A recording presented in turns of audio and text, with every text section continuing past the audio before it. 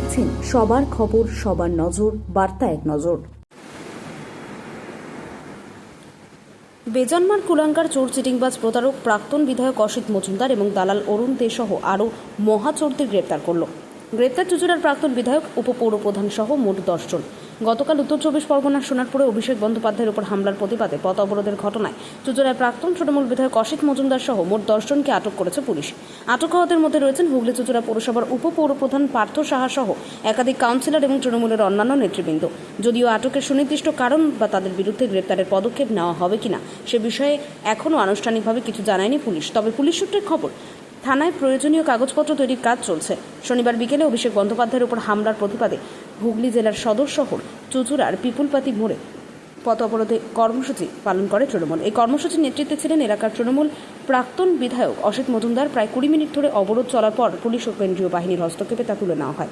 এরপর রবিবার সকাল থেকে অবরোধে অংশ নেওয়া হয়। তৃণমূল নেতাকর্মীদের একে একে আটক করতে শুরু করেন পুলিশ। বিষয়টি জানতে পেরে থানায় পৌঁছান অসিত মজুমদার, সেখানে তাকেও আটক করা হয়। হুগলি থেকে রাজেশ কুমার, বার্তা এক নজর। আপনারা বললেন জানলাম, যদিও বা জানি না, কারণ আর যদি এরকম কিছু করে থাকেন তার জন্য হয়তো প্রশাসনের ব্যবস্থা নিচ্ছে। হয়তো দেখুন, অ্যারেস্ট হয়েছে না ডেকে পাঠিয়েছে এটা আলাদা ব্যাপার। অ্যারেস্ট হওয়া আলাদা জিনিস, ডেকে পাঠানো আলাদা জিনিস। এটা দেখতে হবে আগামী দিনে।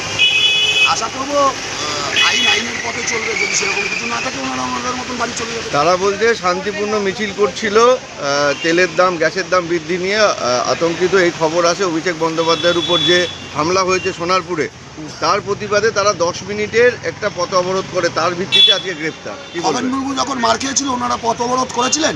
একটা রানিং এমপি খগেন মুর্মু, তাকে মেরে রক্তাক্ত করে দেওয়া হয়েছিল। তিনি অতদিন ছিলেন হসপিটালে ভর্তি, আমরাও দেখতে গেছিলাম, আমাদের সাংগঠনিক যারা ছিলেন তারাও গেছিল। তখন তারা পথ অবরোধ করেছিলেন।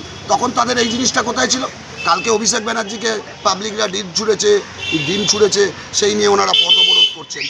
আর আরও কিছু মানুষকে দেখতে পাচ্ছিলাম যারা এই চুঁচুড়া থানার সামনে, যখন আমি অলরেডি দুখানা কেস খেয়ে বসে আছি, চুঁচুড়া থানার সামনে যখন আমরা অসিত মজুমদারের বিরুদ্ধে প্রতিবাদ করতে গেছিলাম, আমাদের ঢুকে কেস দিয়েছে। সেই কেসটা আমার এখনও চলছে।